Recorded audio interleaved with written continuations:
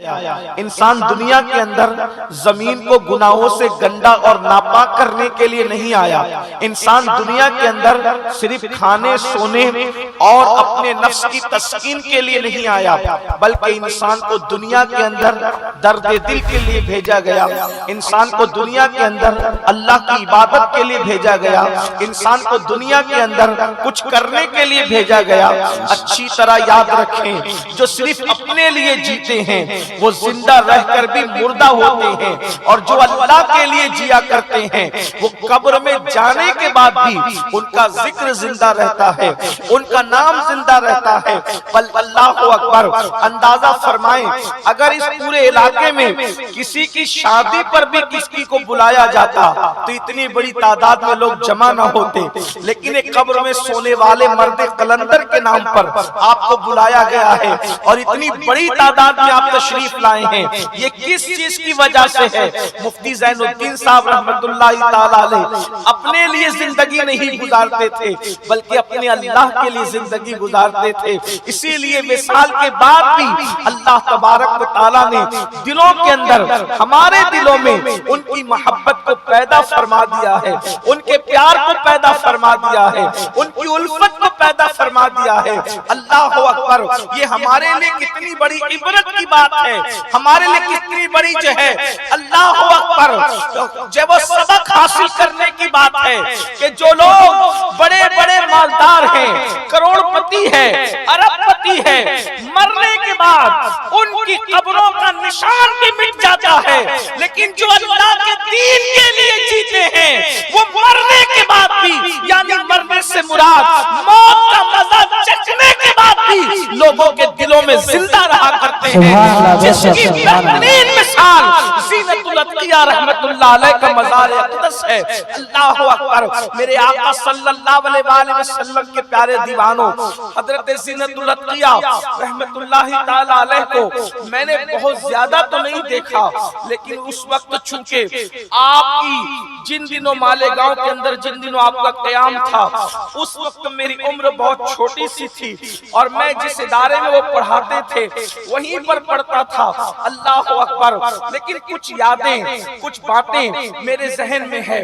پھر وہ مالیگاؤں سے گئے, اور پھر چوچے مقدسہ میں آپ نے پڑھایا, پھر واپس لوٹ کر آئے تو پھر لڑکیوں کے ادارے میں آپ کا قیام رہا, اور پھر ایک دوسرے ادارے میں قیام رہا. پھر اس کے بعد جو ہے وہاں پر جو ہے وہ میرا اس وقت تعلیمی سفر ان اداروں سے نہ تھا, لیکن آنا جانا حضرت کے پاس لگا رہتا تھا. کبھی کبھی ایسا ہوتا ہے, انسان جس علاقے کا ہوتا ہے, انسان جس گاؤں کا ہوتا ہے, انسان جس محلے کا ہوتا ہے, لوگ اس کی قدر نہیں کرتے. بلکہ بہت میرے عظیم استاد, میرے قائد نے مجھے ایک بات کہی تھی. آپ نے فرمایا تھا, دو چیزیں انسان کو ہمیشہ جو ہے وہ موت کے بعد نصیب ہوتی ہے. دو چیزیں انسان کو موت کے بعد نصیب ہوتی ہے. ایک قبر انسان کو موت کے بعد نصیب ہوتی ہے, اور ایک قدر انسان کو موت کے بعد نصیب ہوتی ہے. قبر اور قدر یہ دونوں چیزیں انسان کو بعد موت نصیب ہوتی ہے. اور میری قوم اہل سنت و جماعت کا تو حال ہی جدا ہے. جب تک زندہ رہیں گے ستاتے رہیں گے, اور جب مر جائیں گے تو قبروں پر گنبد بھی بنائیں گے, عرس بھی کریں گے. اللہ اکبر. جیتے جی لباس نہ دینے والی قوم موت کے بعد چادروں کا انبار لگاتی ہے. بہرحال یہ بڑا المیہ ہے. میرے آقا صلی اللہ علیہ وآلہ وسلم کے دیوانوں, وہ امام جو تنخواہ بڑھانے کے لیے بول بول کر زبان سکھا دے, اللہ اکبر, اسے ترسا دیتے ہیں, لیکن اسی کی موت کے بعد عرس پر ہزاروں روپے اس کے خرچ کیے جاتے ہیں. اللہ اللہ. شاید ہو سکتا ہے اس میں بھی کہیں نہ کہیں انسان کا خرچ کرنے کے معاملے بھی اپنے مفاد کا معاملہ ہو, لیکن اس پر میں کسی کی نیت میں شک نہیں کر سکتا. کچھ لوگ اخلاص سے بھی کرتے ہوں گے. میرے آقا علیہ الصلوۃ والتسلیم کے پیارے دیوانوں, حضور مفتی زین الدین صاحب قبلہ رحمت اللہ تعالی علیہ بڑے عظیم فقیہ تھے. آپ نے سنا مولانا حضرت علامہ مفتی شاہ نواز صاحب سے, بڑے عظیم مفتی بھی تھے, بڑے عظیم مدرس بھی تھے. ان کی سب سے بڑی بات یہ تھی, وہ انتہائی خلیق تھے, انتہائی بااخلاق تھے. ایک چھوٹا سا بچہ بھی اگر ان کے پاس چلا جاتا, آپ اس کو نظر انداز نہ فرماتے. اور یہ اخلاق نبوی صلی اللہ علیہ وآلہ وسلم کا عکس جمیل ان کی زندگی کے اندر تھا. اللہ کے رسول صلی اللہ علیہ وآلہ وسلم نے فرمایا میزان پر سب سے بھاری بھرکم جو چیز ہوگی وہ انسان کے اخلاق ہوں گے. اچھی طرح یاد رکھنا نفلی نمازیں، نفلی روزے، کثرت سے تلاوت قرآن.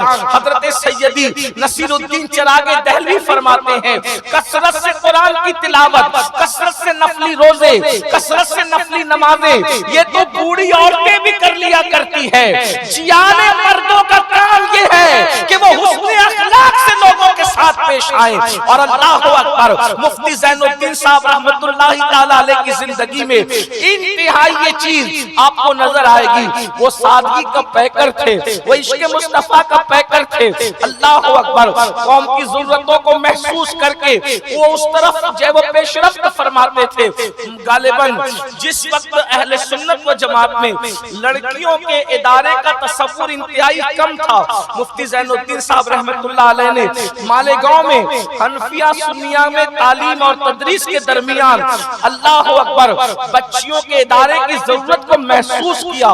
اللہ اکبر آپ اندازہ فرمائیں یہاں پر علماء موجود ہے، صبح سے دوپہر تک ایک عالم اگر بچوں کو پڑھاتا رہے اور اس کے بعد جو ہے وہ پھر ایک مرتبہ اس کو پڑھانے کی گزارش کی جائے تو جلدی سے وہ تیار نہیں ہوتا، بلکہ ایک ذمہ دار انسان ایک تقریر کے بعد دوسری تقریر کرنے کے حوالے سے وہ سوچتا ہے کہ میں ذہنی طور پہ تھک گیا ہوں، اب اگر میں دوسری تقریر کروں گا کہیں ایسا تو نہ ہوگا کہ میرا ذہن اور میری زبان دونوں ایک دوسرے کا ساتھ نہ دے، کہنے جاؤں کچھ اور بول دوں کچھ. اس لیے کہ کبھی کبھی تھکن ایسا ہو سکتا ہے کہ جب انسان تھک جاتا ہے ذہنی طور پر تو زبان اور ذہن دونوں ایک دوسرے کے ساتھ ساتھ نہیں چل پاتے، مضامین ذہن سے اوجھل ہونے لگتے ہیں. اللہ اکبر لیکن بہرحال ایک گھنٹے کی تقریر کرنا اور کام ہے.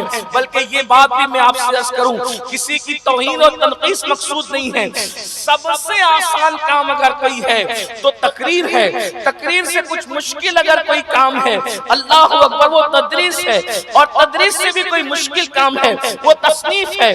تینوں کی اپنی اہمیت ہے، تینوں کو بھی کسی کو نظر انداز نہیں کیا جا سکتا.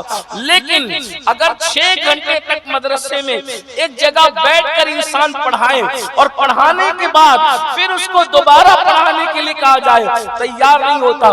لیکن حضور زینت الاتقیاء کو کسی نے کہا نہیں تھا کہ بچیوں کی تعلیم کی ضرورت ہے. حضور زینت الاتقیاء رحمت اللہ علیہ نے حنفیہ میں قیام کے دوران ایک مکان کے اندر اظہار العلوم کی بنیاد رکھی، بچیوں کے ادارے کی بنیاد رکھی، اور آپ خود پڑھایا کرتے تھے. اور آپ کو پتہ ہونا چاہیے آپ نے اپنے دور میں جن بچیوں کو تعلیم دی ہے آج بھی محنتوں کے باوجود ان جیسی عالمہ کوئی تیار نہیں کر سکا. اور اللہ اکبر مہاراشٹر کے دیگر علاقوں کے اندر جتنے ادارے بعد میں بچیوں کے کھلے ہیں ان میں جہاں جہاں معلمہ کی ضرورت پڑی ہے اکثر اداروں میں شروعات میں حضور زینت الاتقیاء کے شاگردہ کو جو ہے وہ بھیجا گیا اور پھر اس کے بعد چراغ سے چراغ جلتے گئے. آج کے اس دور میں جبکہ ارتداد کا فتنہ عام ہے، بچیاں ارتداد کی طرف جا رہی ہیں، اس کو ایک طرف رکھو اور اس کے بعد حضور زینت الاتقیاء کے اس قدم کو تقریباً اللہ اکبر 40 سال پہلے 35 سال پہلے کے قدم کو ایک طرف رکھو تو آپ کیا محسوس کر سکتے ہیں؟ کیا یہ نہیں کہہ سکتے کہ بچیوں کی تعلیم نہ ہونے پر ارتداد کا فتنہ آج اٹھا ہے؟ زینت الاتقیاء نے اس کو 35-40 سال پہلے محسوس فرما لیا تھا اور اس کا مداوع کرنے کی کوشش کی تھی. اللہ اکبر یہ ان کی کیفیت تھی. لیکن زندگی اتنی سادہ تھی جب عظمت مصطفیٰ میں وہ بچوں کو تعلیم دے رہے تھے. گاہے بگاہے استفادہ کے لیے میں بھی پہنچ جایا کرتا تھا. ایک وقت میں پہنچا تو میں نے کیا دیکھا، دوپہر کے کھانے کا وقت ہو رہا ہے اور وہ کھانے میں جو ہے کیلا اور روٹی تناول فرما رہے ہیں. مجھے حیرت ہوئی یہ دوپہر میں چلچلاتی دھوپ میں حضرت کھانا کھانے کی بجائے کیلا روٹی کھا رہے ہیں. تو میں بے چین ہوا، میں نے کہا اگر حضور آپ اجازت دے تو میں کوئی جو ہے وہ انتظام کر دوں. کہا کہ نہیں میں اپنی خواہش سے یہ کھا رہا ہوں. اتنی سادہ غذا پر انہوں نے اکتفا فرمایا. اکثر کام اپنے ہاتھوں سے کرتے. انہی عظمت مصطفیٰ میں قیام کے درمیان ایک مرتبہ کسی میت کے حوالے سے میں پہنچا جنازہ پڑھانے کے لیے, تو میں نے دیکھا, میں نے سوچا کہ تازہ وضو کر لوں, استنجا کے لیے گیا تو میں نے دیکھا حضرت کے ہاتھ میں جھاڑو ہے اور وہ بیت الخلاء میں جانے سے پہلے جو جالے لگے وہ اپنے ہاتھ سے صاف کر رہے ہیں. میں نے اپنی آنکھوں سے دیکھا, میں نے بڑھ کے کہا کہ لائیے میں کر دیتا ہوں, اور کہا کہ نہیں میں کرتا ہوں. آپ اندازہ فرمائیں ایک ایسی شخصیت آپ کے علاقے میں ہو سکتا ہے ان کی زندگی کا زیادہ تر وقت باہر گزرا ہو تو یہاں کے لوگوں نے کم محسوس کیا ہے, لیکن مجھے نہیں لگتا کہ لوگوں نے کم محسوس کیا ہو, اس لیے کہ مشق اور عشق اسے کتنا ہی چھپانے کی کوشش کی جائے مشامے جائیں اس سے معطر ہو ہی جاتے ہیں. اور مفتی زین الدین رحمت اللہ تعالی علیہ, اللہ اکبر, وہ عشق رسول کا مشق بھی تھے اور مجسم خود عشق رسول کا پیکر بھی تھے, اس لیے ان کی شخصیت کو بہت زیادہ لوگ چھپا ہوا نہیں دیکھ سکتے. اللہ رب العزت اس مرد قلندر کے مزار پر انور پر رحمت و نور کی برسات فرمائے.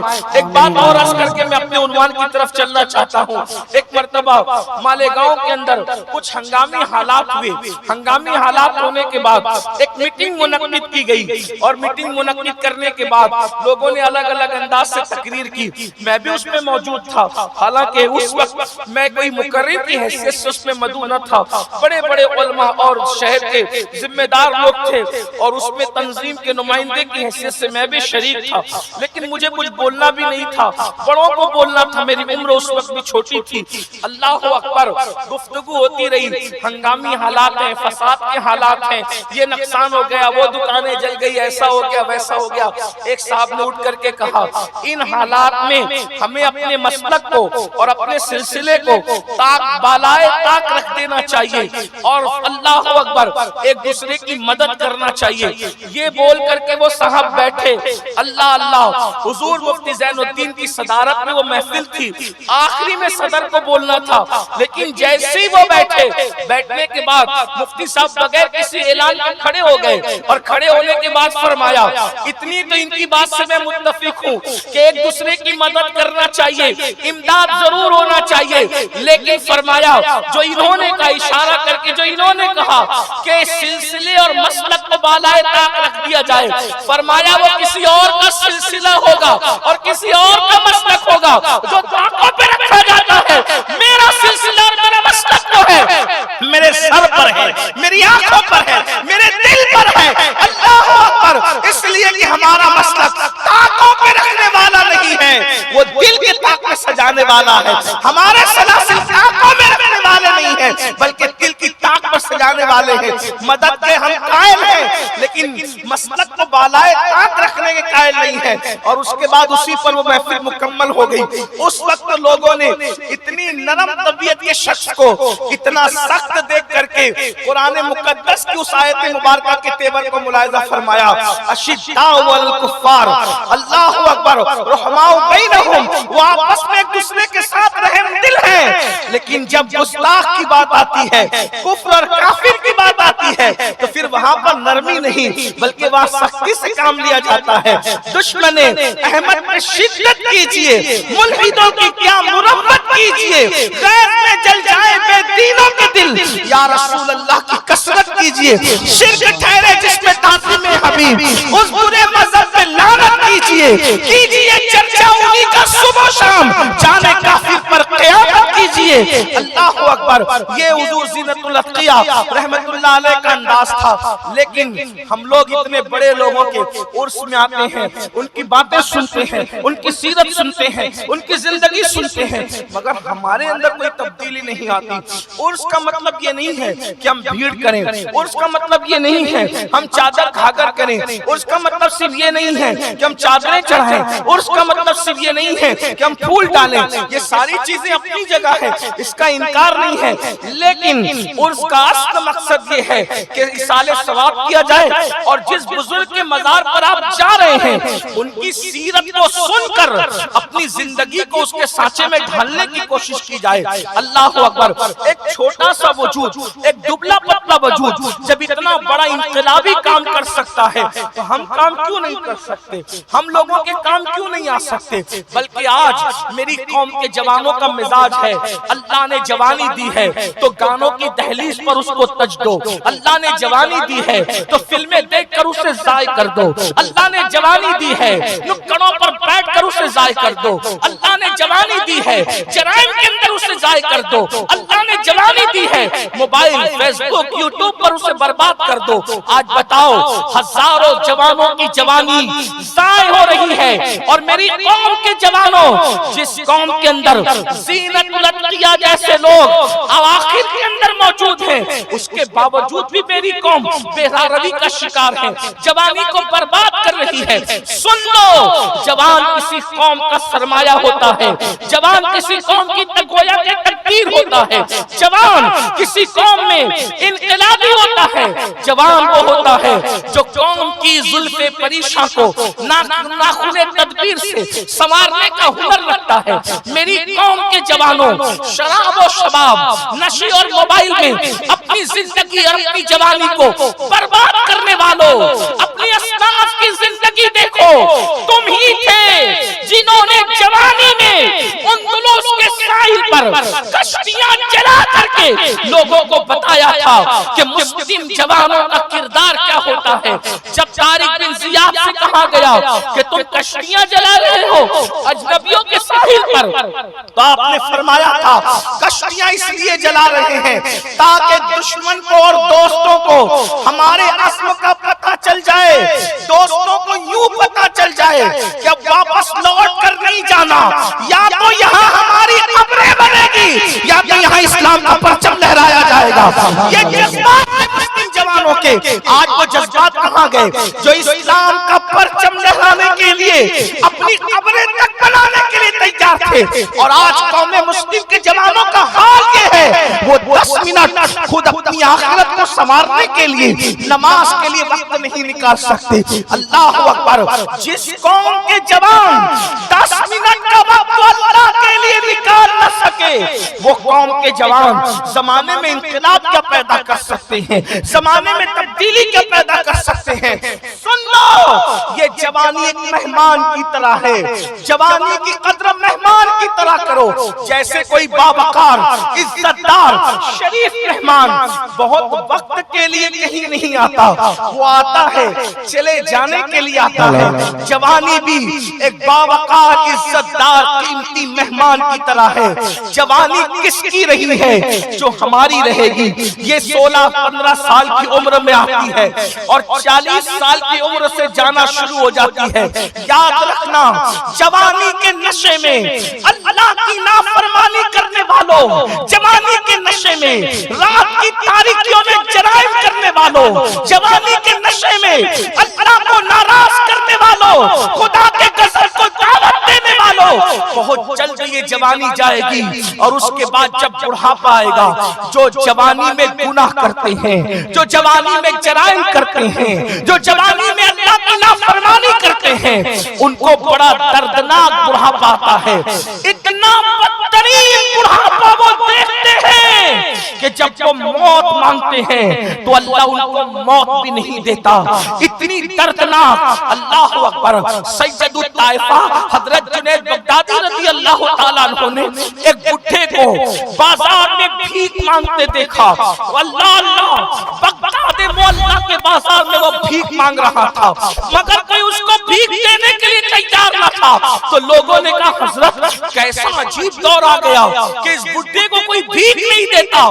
فرمایا واللہ اس نے اپنی جوانی کو پاک میں گزارا تھا، خدا نے اس کو ذلت آمیز بڑھاپا اس پہ مسلط کر دیا۔